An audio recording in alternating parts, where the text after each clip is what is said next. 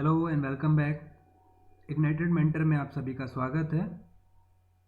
मध्य प्रदेश की जनजातियाँ, इस विषय पे यह हमारा चौथा वीडियो है जिसमें हम मध्य प्रदेश की चौथी सबसे बड़ी जनजाति के विषय में चर्चा करेंगे। मध्य प्रदेश की चौथी सबसे बड़ी जनजाति का नाम है कोरकू जनजाति। मध्य प्रदेश में कोरकू जनजाति सतपुड़ा के वनीय अंचलों, मुख्यतः छिंदवाड़ा, बैतूल जिले की भैंसदेही और चिंचोली तहसील तथा हरदा की टिमरनी और खिरकियां तहसील और खंडवा की हरसूद, बुरहानपुर जिले के ग्रामों में निवास करने वाली एक प्रमुख जनजाति है। कोरकू जनजाति केवल मध्य प्रदेश में ही नहीं निवास करती, इसके अलावा ये महाराष्ट्र के अकोल, मेलघाट, गोशिता लुक्के इन जिलों में भी निवास करती है। जैसे कि अगर आपने हमारा पहला 3 वीडियोस देखे होंगे जो अलग अलग जनजातियों के विषय में हैं, तो उन वीडियोस में मैंने जनजातियों को समझाने हेतु अलग अलग पॉइंट बनाए हैं। तो उसी प्रकार मैंने इस जनजाति को समझाने के लिए अलग अलग पॉइंट्स बनाए हैं। देखते हैं ये पॉइंट्स। उत्पत्ति, पहला पॉइंट है उत्पत्ति।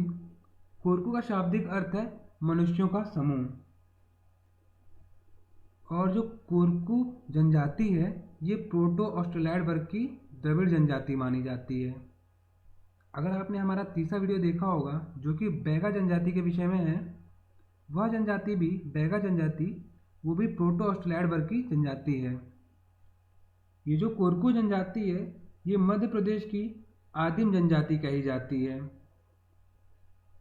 यह जनजाति नर्मदा और ताप्ती नदी के किनारे रहती है। कोरकू शब्द का द्रविड़ भाषा में अर्थ है कोरक, जिसका अर्थ होता है किनारा। यानी जो कोरकू शब्द है इसको द्रविड़ भाषा में कोरक कहते हैं और कोरक शब्द का अर्थ होता है किनारा। और ये लोग नर्मदा और ताप्ती नदी के किनारे रहते हैं। ये लोग बोलचाल की भाषा में कोरकू बोली का प्रयोग करते हैं। इनकी जो बोली का है ये कोरकू बोली होती है। बोलचाल में ये लोग यही प्रयोग करते हैं। मवासी इन लोगों की उपबोली है। कोरकू के अलावा मवासी जो है इन लोगों की उपबोली है।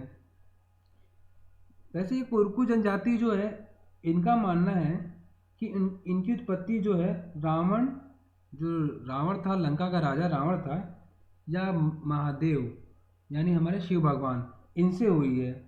इन लोगों का ऐसा मानना है कि जो एक समय में जो लंका के राजा थे रावण, वो इस स्थान पर जहाँ ये कोरकू जनजाति निवास करती है भ्रमण करने आए थे। और वहाँ पर एक आदमी था जो मानव था जिसको रावण ने बहुत ही दुखी देख लिया। उसकी वजह से इसने शिव भगवान को की आराधना की, उन्हें प्रकट होने में मजबूर किया।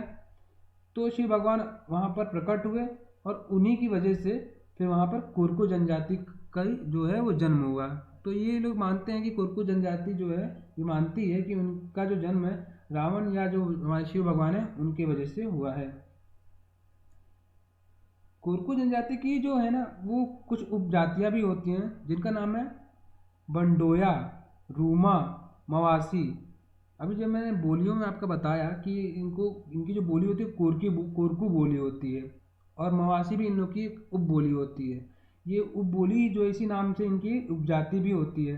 3 जो उपजातियाँ हैं फिर से मैं आपको बता देता हूँ। बंडोया, रूमा और मवासी, ये जो कोरकू जनजाति है ये इनकी 3 जनजातियाँ हैं, उपजातियाँ हैं ये कोरकू जनजाति की। अगला पॉइंट देखते हैं, इनकी जो शारीरिक विशेषताएं हैं वो क्या हैं। कोरकू जनजाति के जो लोग हैं उनका रंग काला होता है, आंखें काली होती हैं, नाक कुछ चपटी होती है, नथुने फूले हुए होते हैं, होंठ मोटे तथा चेहरा गोल होता है। इनका शरीर बहुत हृष्ट पुष्ट होता है, यानी ये बहुत हट्टे कट्टे तगड़े होते हैं। इनके गालों की हड्डी ऊपर उठी हुई होती है। नाक चौड़ी होते हुए भी ये निग्रो की तरह नहीं दिखते हैं।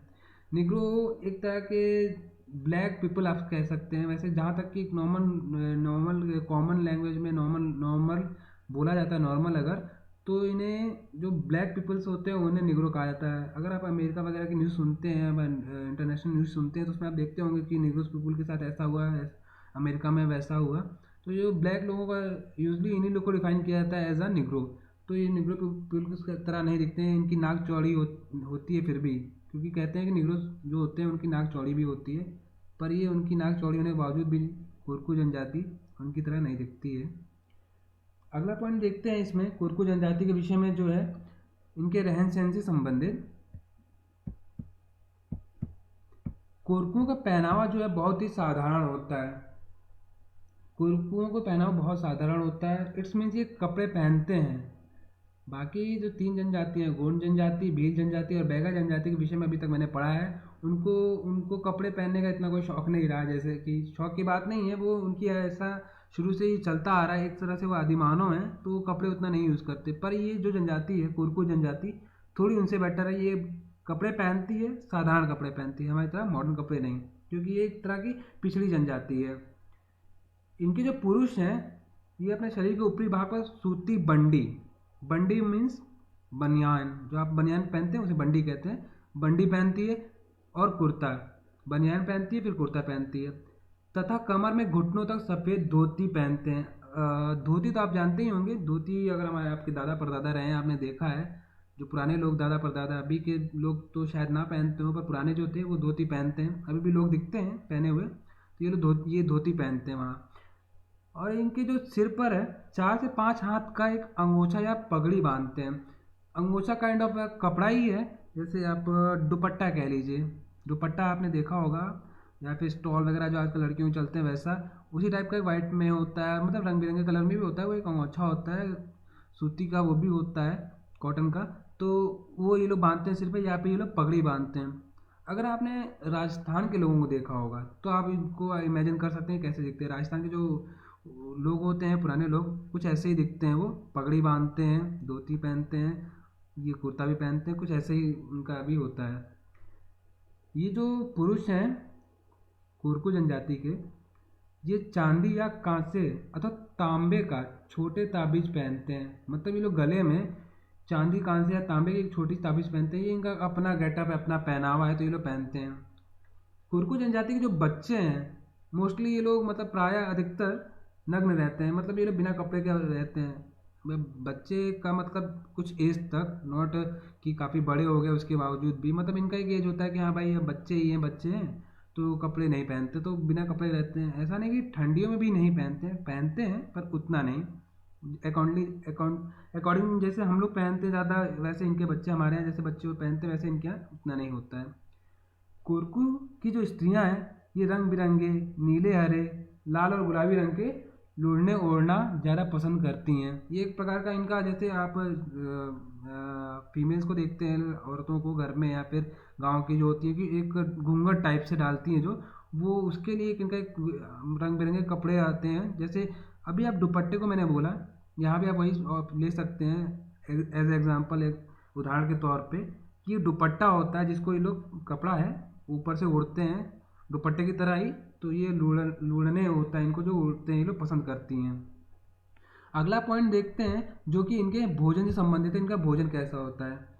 कोरकू लोगों का मुख्य भोजन कृषिकृत पदार्थ, जंगली फल फूल एवं अनेक प्रकार का मांस होता है। नॉर्मल सी बात है कि ये लोग कृषि से जो उत्पन्न चीज़ें होती हैं, धान, गेहूँ, ज्वार, बाजरा, ये सब चीज़ें हैं, इससे उत्पन्न ही चीज़ें खाते हैं, यही चीज़ें ये लोग अपना जीवन यापन इसी से करते हैं, इसी को ये बेचते भी हैं, यही सब चीज़ें इनकी, मतलब ये समझ लीजिए जैसे हमारा भारत देश कृषि प्रधान देश है, तो ये लोग उस पर, ये लोग कृषि पे ही ज़्यादा डिपेंड रहते हैं। और ये लोग एक्चुअली जंगलों में भी रहते हैं, तो इनको जंगली चीज़ों की हर चीज़ नॉलेज रहती है, फल फूल वहाँ से लाते हैं, खाते हैं, और इन्हें नॉनवेज का बहुत शौक होता है। अभी तक की 3 जनजातियाँ जो मैंने आपको पढ़ाई, उन्हें भी नॉनवेज का बहुत शौक रहता है, और ये लोग वेजिटेरियन नहीं होते, ये लोग नॉन वेजिटेरियन होते हैं, इन्हें नॉनवेज बहुत पसंद होता है।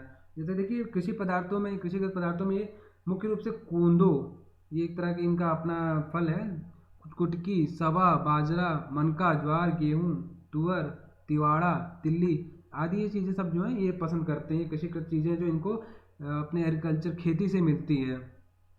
ये लोग साग सब्जियों में अमाड़ी, चने का पाला, गिलकी, तुरइयाँ, कद्दू, ककड़ी, लौकी आदि खाते हैं। ये जो सब्जियां इनकी, इन सब्जियों में ये चीज़ें ये यूज़ करते हैं। पहाड़ी क्षेत्रों में रहने वाले कोरकू भाजी पाला ही अधिक खाते हैं, मतलब ये जो पहाड़ी क्षेत्र में, मतलब ये समतल समतल मैदानों में भी रहते हैं, पहाड़ी क्षेत्रों में भी रहते हैं, तो अलग अलग जगहों पर रहने की वजह से इनकी मतलब अलग अलग खाने तरीका भी अलग होता है। वैसे जो ये कोरकू जनजाति है ना, ये जनजाति भोजन में अपने, आप मानेंगे नहीं, ये चूहे भी खाती है। अब मानने की बात भी नहीं है, आपने सुना भी होगा, आपने एक वो मूवी देखी होगी माउंटेन मैन, मांझी। उसमें जो मांझी था, वो उसमें एक वर्ड यूज़ किया गया मुसहर। जो मुसहर वर्ड है, वो उन लोगों को मुसहर कहा जाता है जो चूहे खाते हैं।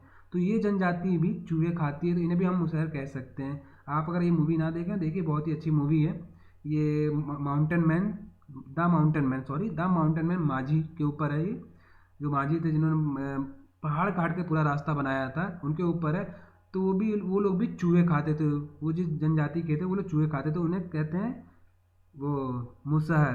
तो ये चूहे खाने वालों को मुसहर कहा जाता है। तो ये है।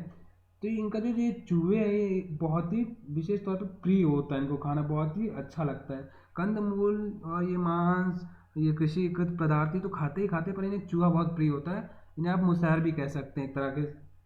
अगला पॉइंट देखते हैं इनका जो है विवाह, ये कैसा होता है कि विवाह कैसे कितने प्रकार के हैं इनके विवाह। इस जनजाति में विवाह की 4 प्रथा अपनाई जाती है। घर दामाद या लबझना विवाह, चित्तौड़ प्रथा, राजी बाजी प्रथा, तलाक और विधवा विवाह प्रथा। वैसे ये लमझना विवाह है, ये प्रथा जो इसके अनुसार जो है दामाद को अपनी जो वाइफ है उसके यहाँ रहना पड़ता है। घर दामाद से आप मतलब समझ ही गए होंगे, तो वाइफ के घर रहना पड़ता है।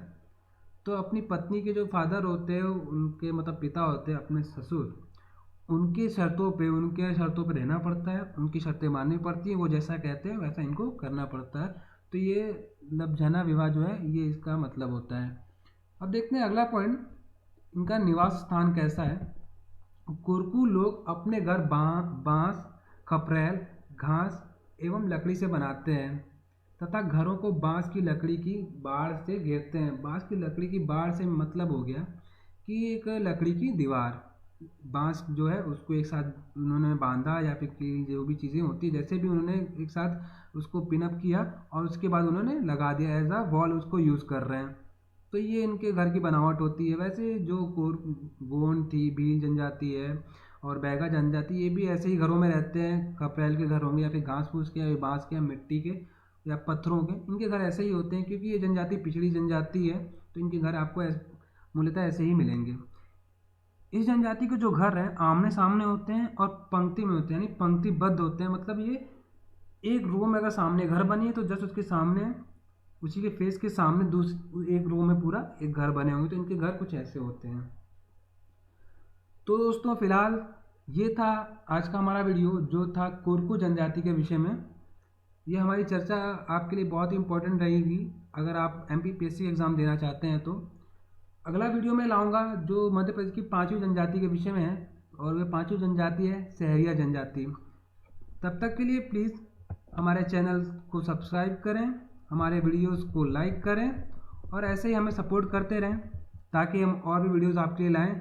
और सिर्फ ये जनजाति से संबंधित ही नहीं, और भी टॉपिक्स आपके लिए कवर करें ताकि आप एग्ज़ाम से पहले इतना प्रिपेयर हो जाएं कि आपको एग्ज़ाम में बैठकर लगे कि हाँ आपने कुछ पढ़ा है। तो दोस्तों तब तक के लिए धन्यवाद।